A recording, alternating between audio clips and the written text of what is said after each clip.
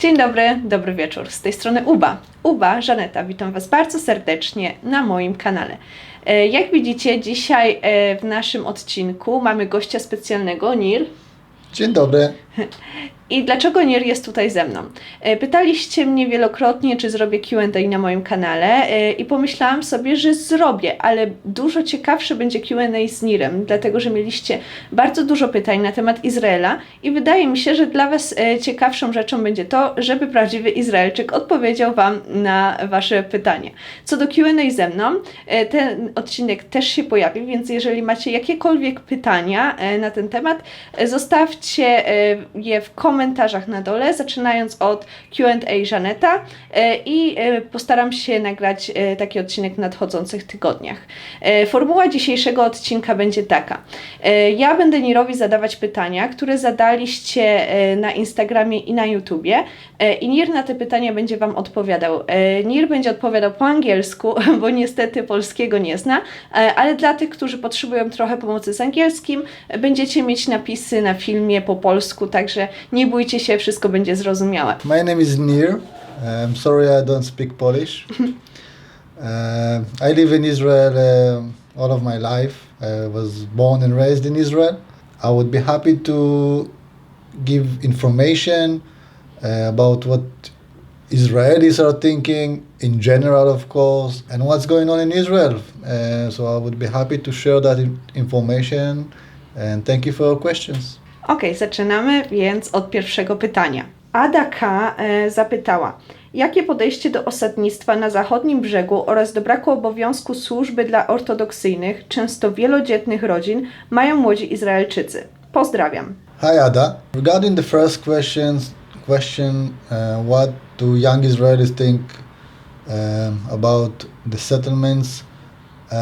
I don't have exact information about it, but I can guess that it's divided more or less into third.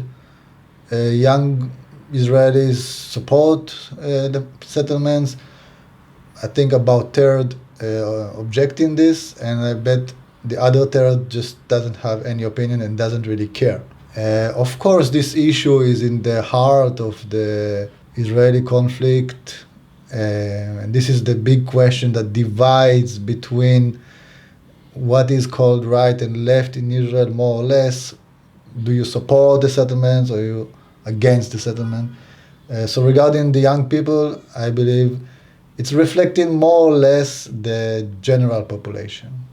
Regarding the Orthodox not serving in the army, for this there is, I believe, a more clear percentage for the Israelis that would like to see Orthodox Jews serving in the army. There is no huge majority of that, of course, and a lot of the Israelis just really understand that it's not really practical to take the whole Jewish Orthodox and force them to serve the army. And just one more clarification, that the term Jewish Orthodox, I believe you meant by religious, very religious Jewish Orthodox, because there are quite a lot of Jewish Orthodox that do serve in the army. So I think the question was regarding this part of the more conservative Orthodox Jews. The reason why they don't serve in the army was the agreement that is going back to the establishment of the State of Israel, where Ben Gurion, which was the first prime minister, made the deal with the rabbis of this group, and they agreed that as long as the young Orthodox Jew is focusing on studying Torah and studying the Bible, so it's agreed by all sides that this guy would keep a study and would not serve in the army. This agreement, which was very limited to, I believe, something like maybe 3,000 people back then, slowly grew up to the level of, I would think, something like 100, I don't know, dozens of them not serving in the army. So in a way, it went out of proportion. A lot of Israelis would like to see is to correct this to the original term, that only somebody who is really focusing on study would keep study, and who doesn't would go and serve in the army. Następne pytanie jest od Magdalenki. Ja bym chciała zadać bardzo niewygodne i trudne pytanie. A jak jest okazja, że jest szansa na odpowiedź zwykłego Izraelczyka, to skorzystam. Pytanie odnośnie sporów polsko-izraelskich / żydowskich. Odnośnie roszczeń mienia bezspadkowego, m.in. ostatnia ustawa podpisana przez nasz rząd, czy ustawa 447. Czy zwykłych Izraelczyków ten temat interesuje? I jakie mają zdanie na ten temat? Interesuje mnie zdanie zwykłych obywateli, nie rozgrywki medialne i polityczne. Dzięki i pozdrawiam. Hi Magdalenka. The answer for this question is very much clear. Most of the Israelis and most of the Jews are not concerned with that whatsoever. They are not aware of this resolution, I believe, most of them. Since it's a US Senate resolution, I believe, the Congress resolution, but it's not an Israeli resolution. It only came up on the media level recently because of the new law made in Poland, but in general, this issue is not concerning the vast majority of the Jews in Israel.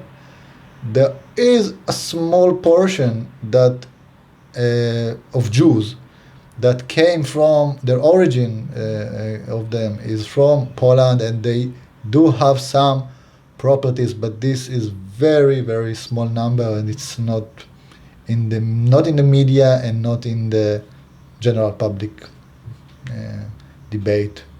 Kolejne pytanie jest od Piotra i Piotr pyta: Nir, czy możesz odwiedzić obszar Palestyny turystycznie? Bo u Ciebie, Żaneta, chyba nie ma takich ograniczeń z racji polskiego paszportu.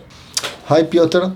The answer is that I'm not allowed as an Israeli to enter the Palestinian cities in the West Bank. The reason for that is that according to the Oslo Agreement signed in 1993 with Israel and the PLO, the region of the West Bank was divided into 3 types: Type A, Type B, and Type C. So for Type A, it constitutes mainly the Palestinian cities, like Ramallah, Nablus, Bethlehem, and so on.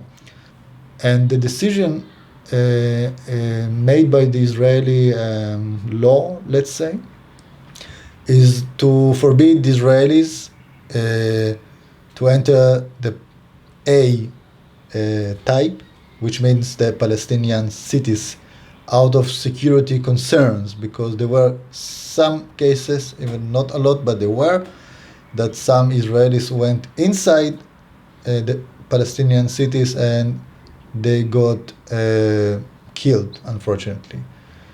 So in order not to create additional situations like that, the decision was to ban entrance to the A. Regarding the other area, it is allowed. So I can visit Arab villages and I can move in the roads, but I'm not allowed to enter the cities. That's correct. And anybody else which has foreign passport, of course, can go anywhere. It's fine. What about Gaza? Okay, Gaza is a special case. It's not allowed to enter Gaza completely. And it's not really possible. I mean, the Gaza area it has a fence surrounding it, so you cannot just take your car and accidentally or any other way just enter Gaza. It is having a fence around it, a border around it. With the with the West Bank, it is more complicated because it's not surrounded by a clear border. There isn't a clear border that divides what is Israel and the Palestinian Authority. It's mixed. I kolejne pytanie od Piotra. Mam nadzieję, że się nie obrazi, Nir, najwyżej nie odpowie. Czy nie ma za złe, że w tym kraju ze względów kulturowych chłopcy zostają obrzezani i nie można mieć wpływu na tak intymną strefę ciała? Hi Piotr again. The answer is no. I'm not feeling sorry that parents decided to circumcise their boys. The reason for that, I believe there are a few reasons for that. It's not only one reason. And the main reason is that it's true that there is a procedure done to the child without asking him, so it's done without consent. That is true. However, since this thing is culturally common in Israel, you don't feel different, or you don't feel offended, or you don't feel strange, or you don't feel something taken away from you because you're not different. The opposite. You are quite aligned with all the other guys, let's say, more or less, of course. So this is one reason. The other reason is that as a male, I can say that circumcision has no effect to your what is called sex life. So I don't find the real reason why to object that. Of course, someone can be offended, which I never heard, by the way, but it is possible that someone would come up and say, as a grown-up, that something was taken away from me regarding my body without my consent. And personally, I don't feel bad about it, so all good. Kolejne pytanie jest od Ani. Czy Żydzi zdają sobie sprawę, jak tragicznym doświadczeniem była II wojna światowa dla wszystkich Polaków, nie tylko żydowskiego pochodzenia? Hi, Anya. The answer is unfortunately that most Israelis are not familiar and doesn't have enough knowledge about bad and horrible situation that Poles faced in the Second World War. I say that because the focus, for example, as a child in school and in the high school, the focus of the education program is on when it comes to the Second World War, is the tragedy that happened to the Jewish people. This is the reality. There is one or two chapters or lines in the book saying that other nations suffered as well, and not only the Jews. So as a student, you study that not only the Jews were affected. However, to my opinion, it is not emphasized enough how much the Poles that were under the German occupation suffered. And I believe this thing should be changed. It would be a lot better to study about what happened to the Jews, obviously, and what happened to the local people, to the Poles in Poland. And I hope one day it would be corrected. Kolejne pytanie jest od Alicji. Alicja, pozdrawiam Cię serdecznie. Pytanie brzmi. Pytanie o całkowicie subiektywne opinie. Jeśli Nir był w Polsce, to co mu się podobało, a co nie? Jeśli jadł coś z kuchni polskiej, to co mu smakowało, a co nie? Jak wspomina swoją służbę wojskową? Hi Alicia, thank you for your question. When I came to Poland, the things that I liked was the nature, the wide open areas without buildings and cities.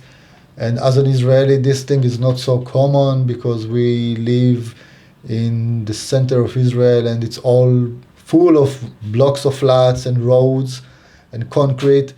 And I remember the huge wild open areas and the nature and the lakes and the green, which I personally like it.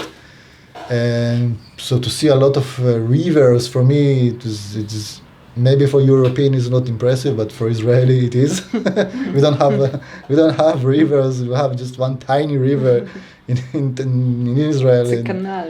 It's what you would call a small canal. For us, it's a river. I like the fact that things are pretty much in order. I would say there is a queue. Comparing to Israel. Of course, everything is comparing to Israel. The queue is very much organized. When you stand, you give the right of some kind of personal space for the person in front of you. I like the Warsaw. I like the Pałac Kultury. It's an impressive monument. We don't have this kind of thing in Israel, of course. I'm sure there are a lot of places in Poland that I just would love to see, and mostly when it comes to the nature, I really think there are a lot of places that I would enjoy. The food, well, I like the pierogi, and I like kopiety. Kopytka. Kopytka? Kopytka. Kopitka, I like this. And I like the shops with the small cakes and delicatessen that you have it almost every corner. In Israel, you don't find it so much. So I like how it looks like, even how it's presented. Yeah, it's impressive. It's really nice. I try to have a Polish kebab. In Warsaw, yeah? In Warsaw. At Aleje Jerozolimskie. It was this kebab king or something, yeah. Yes, I said, okay, let's try and have a kebab. Let's see, maybe maybe it's like in Israel, And the guy asked me if I would like to have a spicy spice on it, and I did a mistake because I said, well, I'm in Poland, and if the guy asked me if I want spicy, it means that it's not really spicy. That was my mistake. So I asked him, put a lot of spicy. So I thought that at the end of the day, it would be a bit spicy. Yes, it was a big mistake. Because when I got home and tried to eat that, I couldn't believe that it's so spicy. I just couldn't eat that. So, you learn in the hard way. That's happens. What about the army service? Regarding my army service, it wasn't, let's say, didn't leave a mark on me or something like this. I have two good friends from the army still until today, which is great. I happily didn't have to shoot anybody. Nobody was shooting at me. So it wasn't that kind of service. But overall, it was just something I had to do. I finished that and I went on with my life like most Israelis are doing. And regarding the army service, of course, there are a lot to talk about it.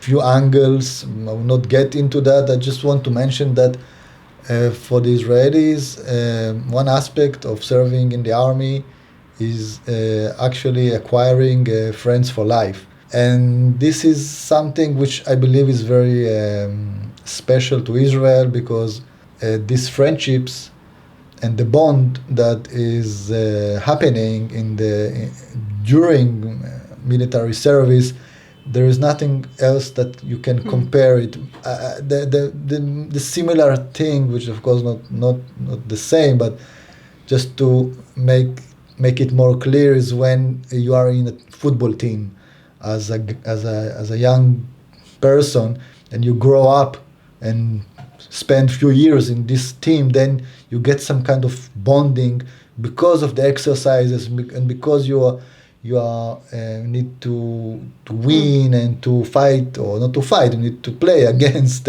other teams. So the tension and the stress, all this creating some kind of strong bond. And I'm sure it lasts also in other places, but in Israel, this service, this is one of the result that for me, I have these friends and other many Israelis keep their friendships for years and years because of this service. Okej, kolejne pytanie jest również od Piotra. Jak sobie radzić z hejtem za samo bycie Izraelczykiem, kiedy w sieci tyle nienawistnych komentarzy o łagodnie brzmiącym hashtag Free Palestine? Te komentarze pojawiają się na przykład na TikToku u zwykłych Izraelczyków. Hi Piotr, again.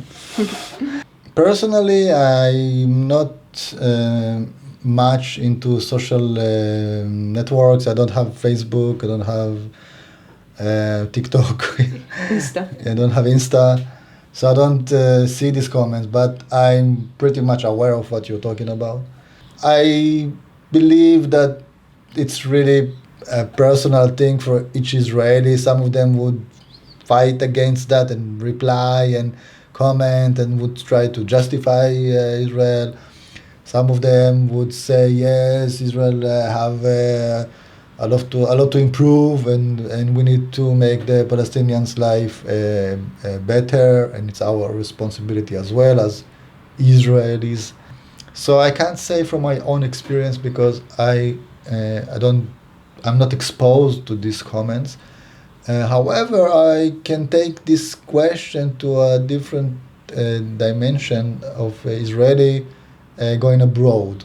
And this is something that it is very much common to a lot of Israelis, that they hesitate for a second before giving the answer for somebody asking them, where are you from?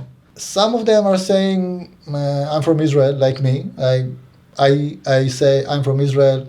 Whatever happens would happen, unless it's an extremist march in some country asking me where you're from, and I would understand I'm going to put myself in big immediate risk, so I wouldn't say that I'm from Israel. But other people would say that they are from Greece, or they are from Italy, or they are from other Middle Eastern country, just not to expose themselves and not to trigger now 1 hour argue or debate or comments about now them being responsible for all what Israel is doing, which one can say is true, one can say it's not, because they are not the government, they are only citizens. Kolejne pytanie jest od Krzysztofa Borkowskiego.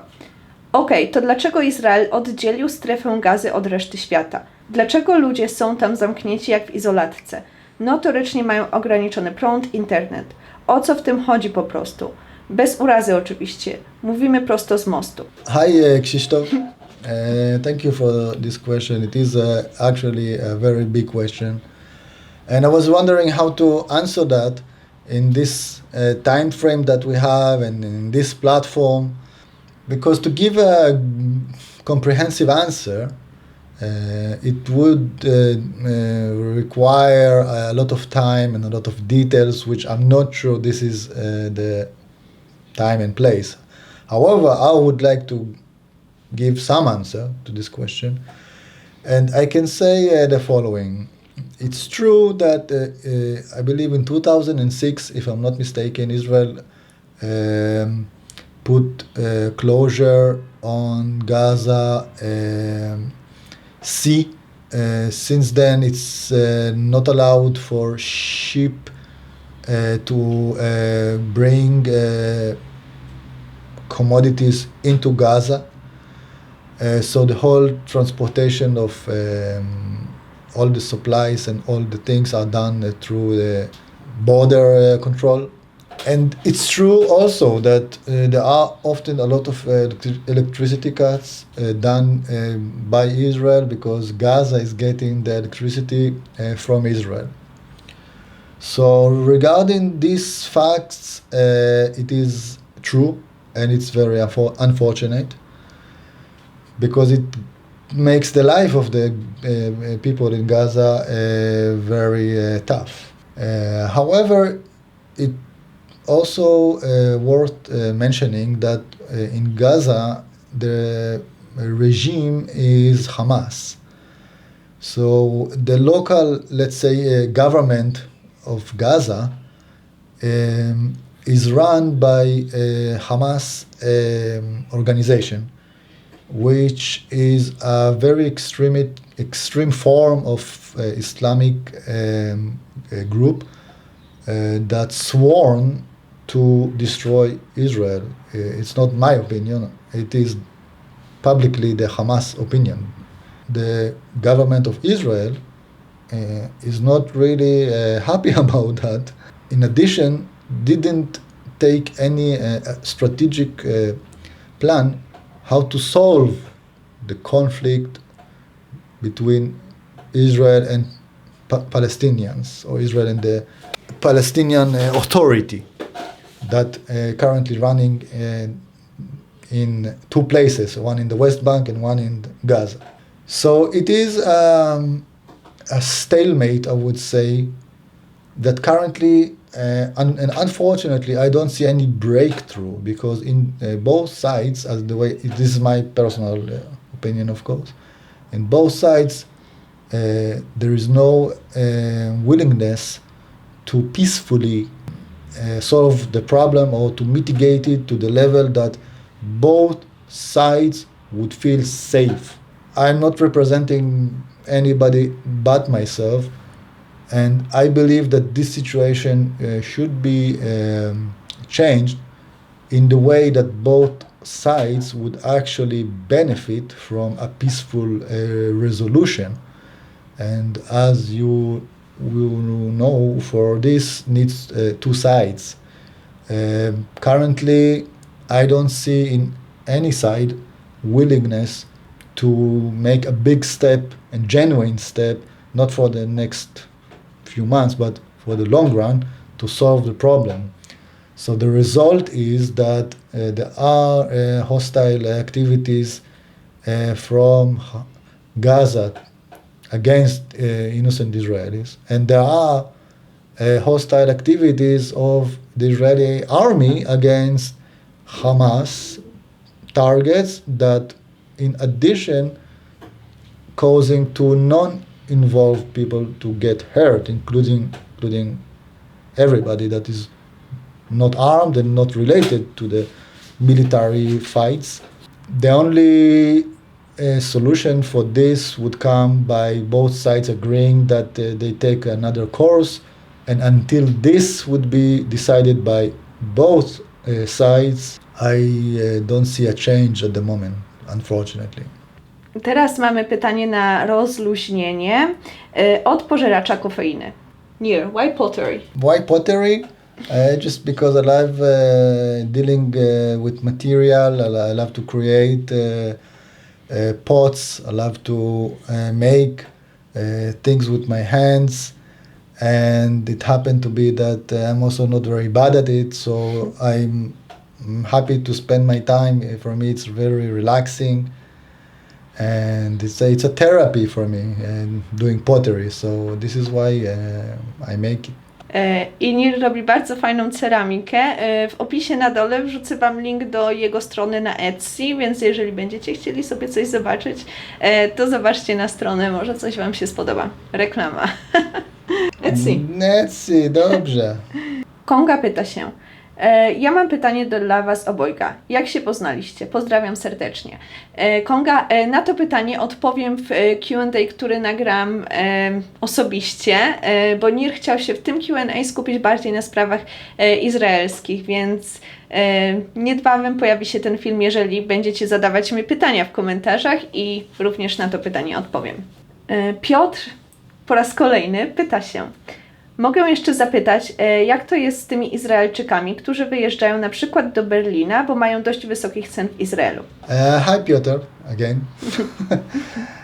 Regarding Israelis going to Berlin Or to other places. Or to other places, well, there is a small group of Israelis that indeed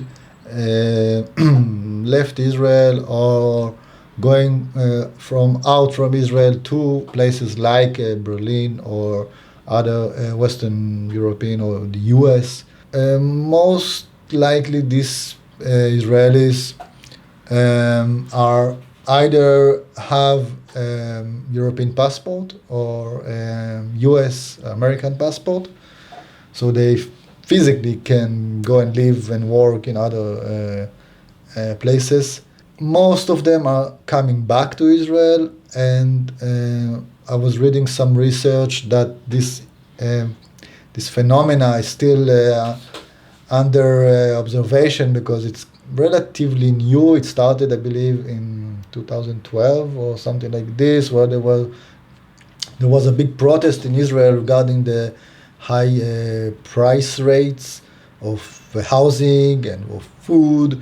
I believe a few thousands of Israelis went to places like Berlin or like any other developed countries, and it's true that life in Israel are quite expensive. That's true, but as we know, it's not always and only about the money. Most of the Israelis that are living, these young ones that are students or they want to start some kind of career, they come back to Israel later on, and some are staying abroad. However, there isn't a big phenomena of Israelis leaving Israel and living in other countries.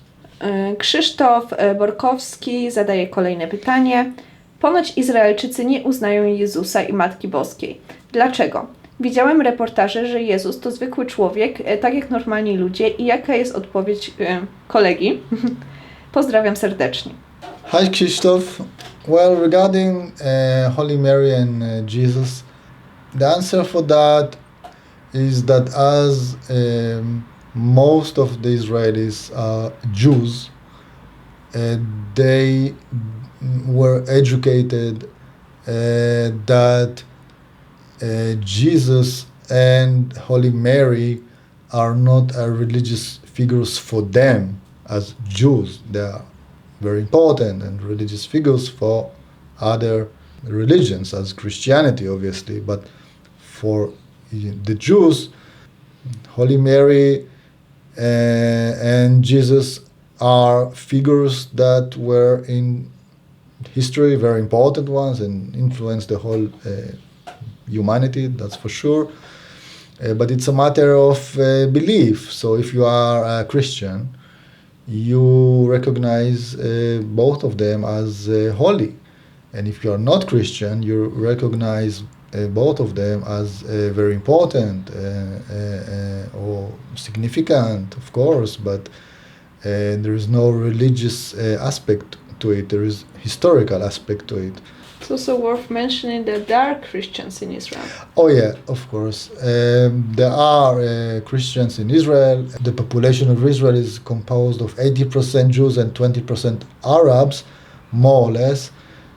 With among the 20% Arab, there are, I don't remember exactly the percentage, but there is a Christian community in Nazareth and in other places in Israel. Yafo. In Yafo and in Bethlehem, obviously. That, of course, they are recognizing the Christian figures as holy.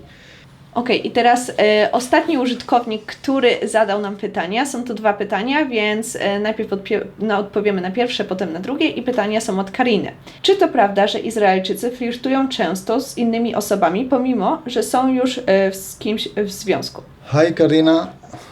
I'm not sure how to answer this question. And neither me nor my friends which are in a relationship or they are married, not flirting with other women. So this is something which I don't know how to reply to this specifically. However, I think that maybe you were referring to groups of Israelis visiting Poland or Warsaw mainly, and it's somehow known that they are in a relationship and they are flirting with other women, and so maybe you refer to this situation. So what you see is what there is. I cannot deny it. However, when I go out of the flat, I don't see married men flirting with other women. Okej, i ostatnie pytanie właśnie od Kariny. Po odbyciu służby wojskowej później się to jakoś powtarza, na przykład co roku? Czy jak się ją zakończy po tych 2-3 latach, to później nikt nie ma z wojskiem do czynienia do końca życia? Okay, so regarding what happens after the army service, let's say that most women doesn't have to go back. Some of them are doing the reserve army, but it's not a very often thing. It's quite rare. When it comes to men, the situation is different and it's also divided. In the army service, if you are a fighter till the age of 40, you need to go back to the army every year to training and stuff. So it kind of repeating itself every year for some period of time. And if you weren't in the, let's say, military active or fighting section, then I'm not sure, they might call you to serve a few days every year. The army just doesn't have anything to do with them after they finish their service, so they're not doing anything.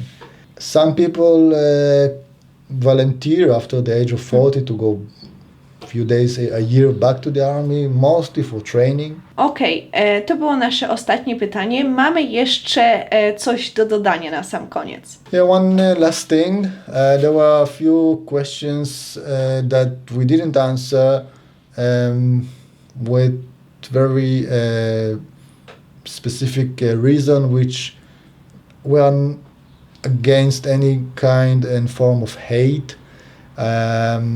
The questions were in the spirit of more of a hate question, that the answer doesn't seem to be what they wanted to hear, so we didn't relate even to this.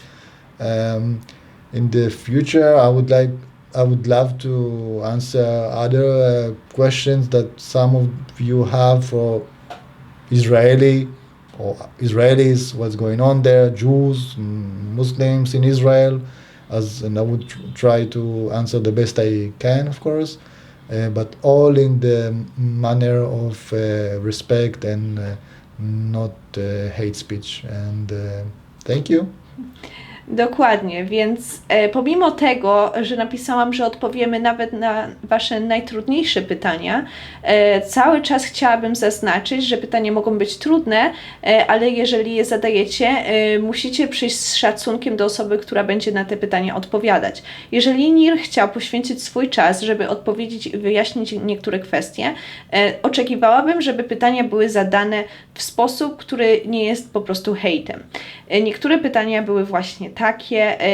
Odpowiedź w tych pytaniach w zasadzie się nie liczyła. Osoba, która zadawała te pytania, albo osoby nie chciały usłyszeć odpowiedzi, tylko chciały wyrazić jakieś tam swoje opinie, więc na te pytania nie odpowiedzieliśmy.